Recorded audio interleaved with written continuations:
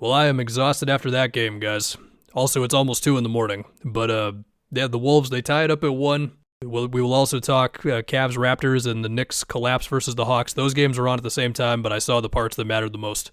But we got to go right to this, where, you know what, let's start with the end of the game first, because what's on my mind right now is Gobert's one-on-one defense on Jokic. I know Jokic dunked on him on the inverted screen with Murray, and that clip's going to go everywhere. That play was great, no doubt.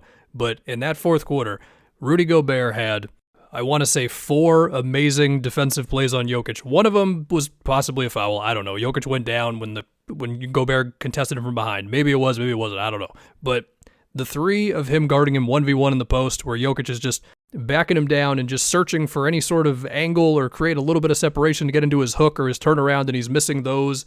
He also had 2 great defensive plays on Murray. One contesting it at the end, which taking a step back long 2 when you need a 3 with that much time left on the clock. I mean, you got to take a shot, but also like that's just not the best shot you can get there. But also he had a really good one earlier on Murray at the rim, and I mean, you just can't ask somebody to have a better defensive performance against those 2 guys. I think Jaden also had one great play getting around a screen to contest one of those Murray shots late. I mean, Jokic and Murray, you don't say this very often. Their process in the fourth, like, we're going to be results based here, but okay. It just could have been better. I mean, like, this Nuggets offense has so many things. It's got backdoor cuts. It's got flare screens. It's got, I mean, they busted out the inverted pick and roll there, but there's a million things that they can get to. And it felt like, while, listen, we all lean on the Jokic-Murray 2-man game. That's what we're going to expect late in the game. It felt like even by their standards, it was like a little too much tunnel vision.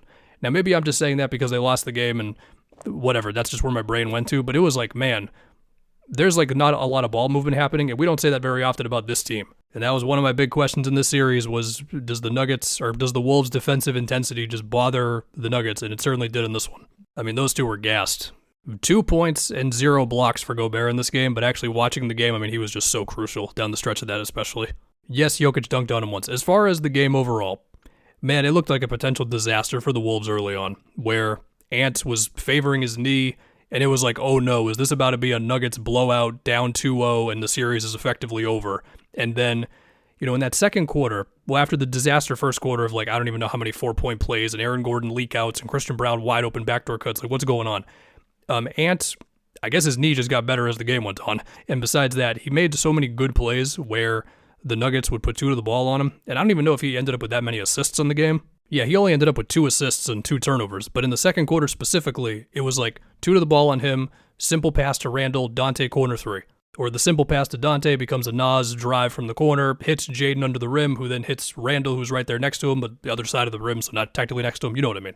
And then the Nuggets shooting went cold. And so then we get what felt like a dogfight of a third quarter, including a, I don't know, 2-minute long stretch where they were just like, we're not going to call anything. You guys can hit each other as much as you want. We don't care. And it felt like around that part of the game, I might be getting the timelines wrong here, but it felt like around there, at least when I locked it on Randall being able to just find better matchups for himself in this one where, I mean, he did get some drives going to Jokic. Listen, Jokic had quite a few moments around the basket where he just wasn't really contesting guys. I understand he still does his job in the pick and roll coverages, but that also happened. Did he block Gobert once? I think he did. Am I imagining that? But yeah, Randall found himself in those, or like he would get Christian Brown in a switch, or really he just found himself in situations where he's not having to make a tough shot on Gordon pretty much. And before I go look at his baskets and it's like, oh, he actually made like 6 over Gordon. Sometimes I forget stuff. Should probably mention Ant had 30. I'm talking about his passing when he had 2 assists. Look, the shooting wasn't amazing in this game, similar to the first one, although the knee looks better after it looked potentially worse early on in the game. And it did feel like they found some more ways for him to get downhill, or him just being able to get a little more juice as an attacker, even if I am still kind of wondering what it's going to look like game to game. They gave him a down screen to get downhill once. He targeted Gordon on the screen and got a foul. Amazing chase down on Hardaway. Along the way, like, Io chipped in for a couple of baskets going to Jokic, like on a screen action or at the rim. Nas Reed had a random fourth quarter flurry as him and Bruce Brown were trading some stuff, but they were able to, well, the Nuggets actually won the little stretch without Jokic early in the fourth, but Nas's personal stretch was huge where he took, was it Bruce Brown off the dribble? That one was nasty. I'm really happy the Wolves won this game, and I'm happy that they got us back to a really intense series, because at that first quarter, it was like, oh no, what is happening? And now we get to this Knicks disaster and this Hawks comeback win where, you know, man, sometimes I think the story of a game only needs to be a specific stretch, and the story of this game really was just the last about 5 minutes where the Knicks went from up 8 and then they lose the game. And down this stretch, In the simplest terms, on one end, I thought the Knicks took a lot of time off the clock trying to get Okongwu either switched onto Brunson or just trying to put him in a screen to allow Brunson to navigate around that. And either it would take too long, or the Knicks or the Hawks would bring two, or they would be able to get out of it, and then Brunson has to try to create with not much time on the clock versus like Nikola or whatever. And then on the other end, either the Hawks were going to score in transition, or it was CJ easily getting the Brunson switch, working against him 1v1, the Knicks not bringing two until a little later on when they started bringing two, and by then the momentum was in the Hawks' direction and the score had gotten so close, and then from there he makes one crazy mid-range over OG. Throughout these plays, like one time Kuminga blocked Brunson where Brunson was just driving into like a bunch of different bodies. One time, OG was so wide open in the opposite corner. Another time, Mikal was super wide open, and whether guys were just being swarmed, like OG was swarmed on one. Or the other thing that was happening throughout all this is Kuminga is just denying Cat the ball. And credit to Kuminga, but also if you're the Knicks, it can't be that easy to take your second leading guy out of the game. Like whether this is Mike Brown's fault or Brunson's fault or Cat's fault, it's everybody's fault to some degree. The fact that Karl Anthony Towns just basically did not exist for the Knicks in their last 5 minutes of offense is insane. I know that Brunson makes big shots and he hunts mismatches, and he's done this who knows how many times since the Knicks acquired him.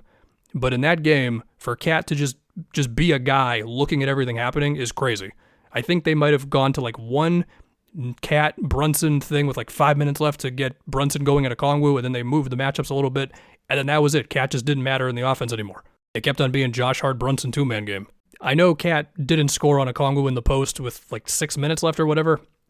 It doesn't mean you have to just go tunnel vision with Cat in the post the whole time. I'm saying like get some.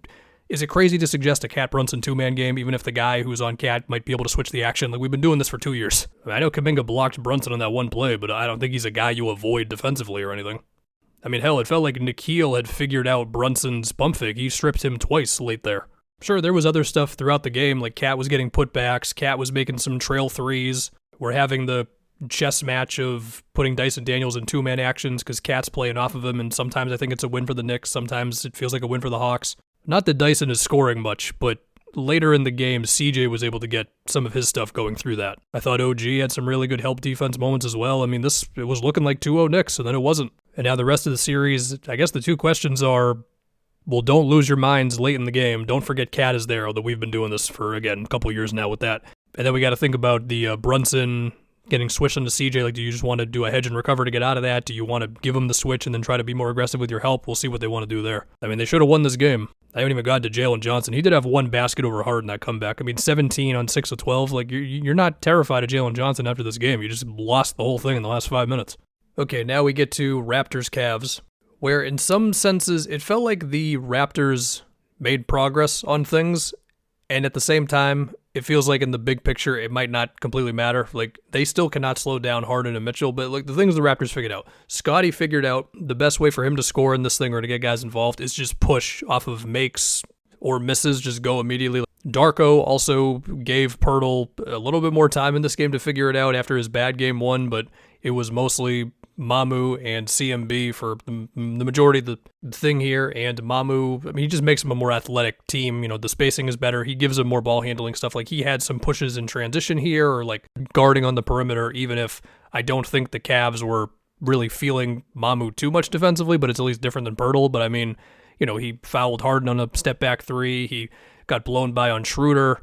But still, he and CMB were way better than Pirtle, right? I mean, CMB was giving him any sort of scoring you'll take from CMB, like little floaters or just finishes around the basket. But there's still just too many guys that the Cavs don't have to fear as shooters, right? Like, Allen is going to play off of CMB and kind of concede the middle of the floor. And it just feels like everything's tough. There's always like one or two more guys in the paint than you'd really like, even if RJ might be able to score something, or Scottie again when pushing early.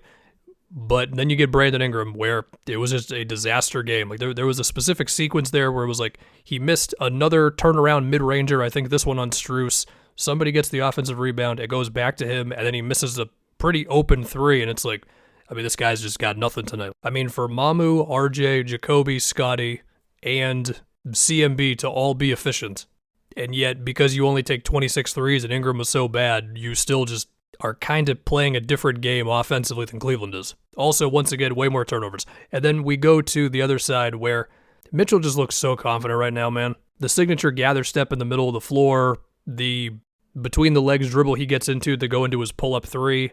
It looked like he was nearly falling over on a bank shot that he had against RJ to basically seal the game. Really nice passes of like slowing down in the middle of the floor to, I think one was like a Merrill three, another one was just finding Mobley underneath the basket. I mentioned Harden again, like he feels comfortable. It's getting to the point where you might just have to double team these guys, but you can't have two guys that you're just instantly doubling when they have the ball. So the Raptors are in a tough spot. I mean, we all thought Cleveland was going to win this series. We'll see if they can make it more interesting in Toronto.